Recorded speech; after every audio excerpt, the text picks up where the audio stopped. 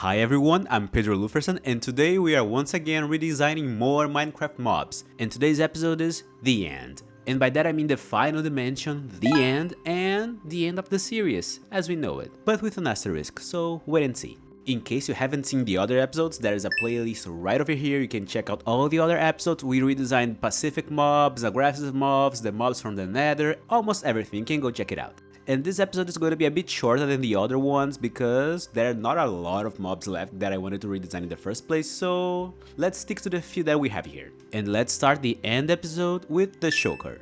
I think that when we start thinking about the shulker, it's weird, like it works on the Minecraft design because it's all squares, basically just a box. But if you try to do anything like non-square with it, it gets a bit tricky because it's not just like an inorganic shape, but it's a literal box. So I was like, what can I even do with this? Like, how do I turn into something organic? Because I didn't want to just make a magic box or anything. I wanted to create an actual animal in a way.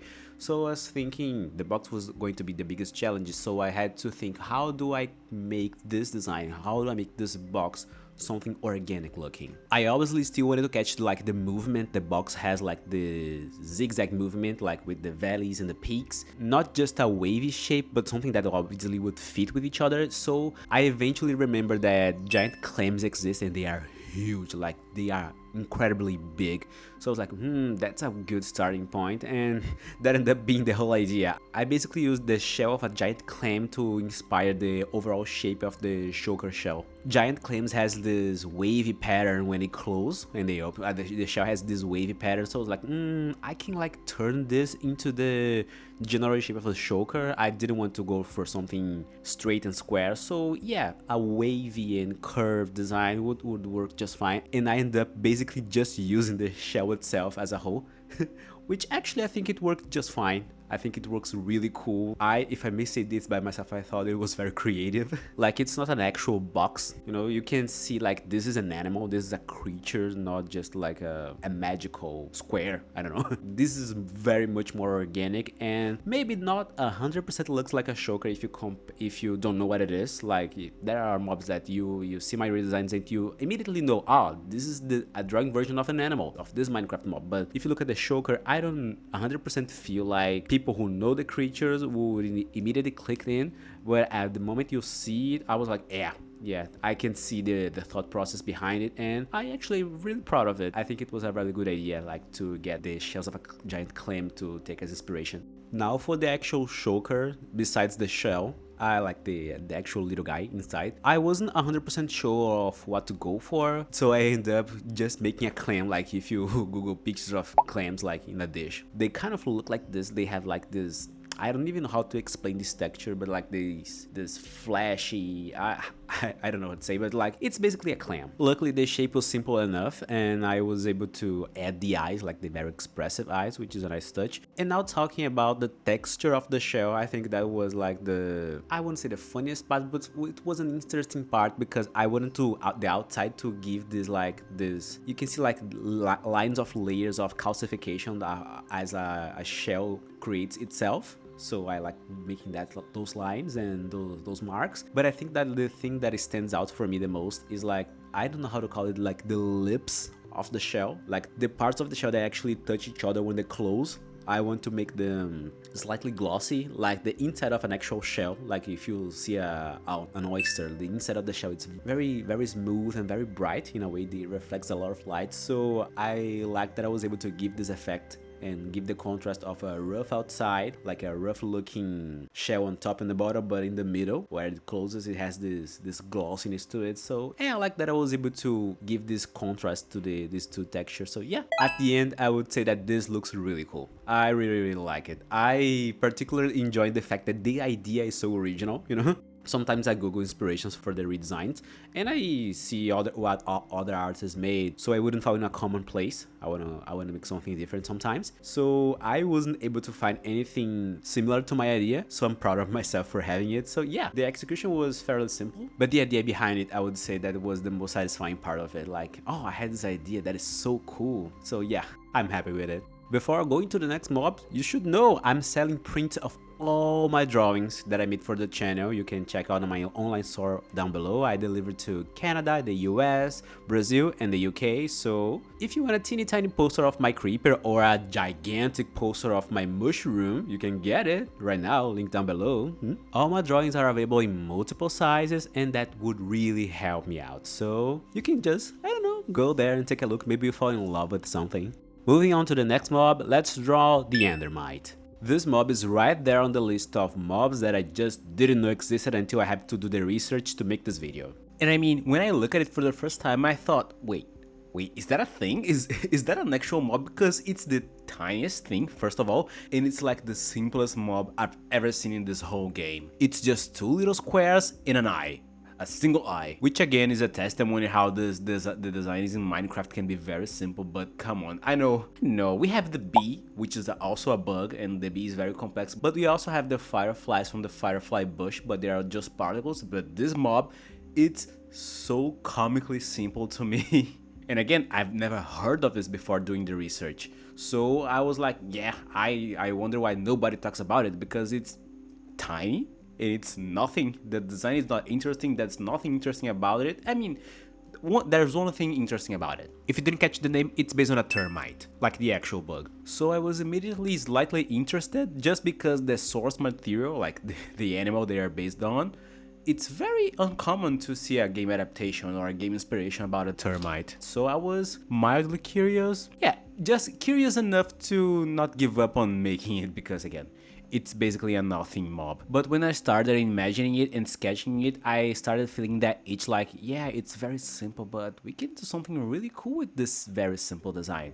Then I started thinking about it, and how would I turn a bug, a little bug, into this very comically large creature, like with very wide proportions. I would turn like this little cube in the front, like the head, and the big cube in the back, and that's like this huge butt, which is funny because termites don't have huge butts. Ants do. Some ants have like huge butts compared to the rest of their body, but termites don't do that. So it's a termite with ant inspirations. It's a mixture of both things, at least for the butt aspect. The anatomy of many insects is like divided in 3 segments, like the head, the abdomen, and the butt. I don't know how to call it besides the butt. Anyway, I had to transport this to the Endermite, but it was a bit tricky because the actual original design doesn't have 3 segments, it only has 2. So I made the middle segment very squished, very tight on the middle, just enough to exist and to attach the very thin legs they didn't have in the original design. For the eyes, I didn't want to make just a big single eye in the middle of their face, so I gave them like small, teeny tiny eyes on the side, like so they have 5 in total, a big one and 4 smaller ones surrounding it. And just to, I don't know, I felt like a single eye was 2 little eyes, so I just added more because I wanted to. And that is a very nice contrast between the sizes, obviously. And taking advantage from the fact that I drew 3 different Endermites in 3 different poses and angles, I made each eye a different level of glow, because the original design, it can glow, so I made out like a very dim and a very light and a very middle one, just to show the variety in the different poses. And now looking at it, I think I like it more than I expected actually. It turned out really great, like these sketchy lines like trembling around it because it's always shaking and moving like a bug. So like, I enjoyed it. I think the idea overall was really interesting. I was able to adapt, again, just a cube in an actual design, just by taking the name of it and going from there, because again there was not much thing in the base material. But I really enjoyed the result. It looks not scary, but I don't know, a bit disgusting, but it looks really cool. I think it looks really cool, especially taking into consideration the original design. It's basically a fat bug with a big eye, but I don't know, I think it's cute. It's adorable in a very disturbing, weird way. But before I get to the final mob of this video, let's talk about the future of the series. Yes, unfortunately, this project as we know it is about to end. But wait, hold your tears, it's okay, don't cry. That doesn't mean that it's over and forever gone. The actual list of mobs that I planned on redesigning months ago, it's ending here in this 5th episode. But I don't know if you guys are aware, but like there are more mobs, like a lot more. Could you imagine? But jokes aside, there are still plenty of mobs that I just didn't bother drawing. There are deleted mobs and unused mobs. Not to mention, obviously, the game keeps going and they keep creating new mobs. Like the Sulfur Cube, it was announced while I was making the second episode of the series, so it can happen at any minute. So taking that into consideration, what does that mean for this little channel? Well, the plan would be to keep going. Obviously with no fixed schedule since we cannot predict when that new mob will come out, but the idea is to make extra episodes now and then. Like short little episodes drawing a mob that has just been announced. Or maybe drawing an old mob that I haven't made before. Now everything is possible. And now you guys can be a part of it more than ever. So this is my idea. I wanna make an epilogue episode to celebrate the ending of this main series. And I wanna draw your suggestions. So here's what we're gonna do. Just leave a comment down below with the mob that you want me to redesign in the first extra episode of this series. For now, let's stick to the main game because I have never played Minecraft Dungeons, so aside from that, any mob is allowed, from the most boring village to the piss cow. Deleted mobs, vanilla mobs, you name it.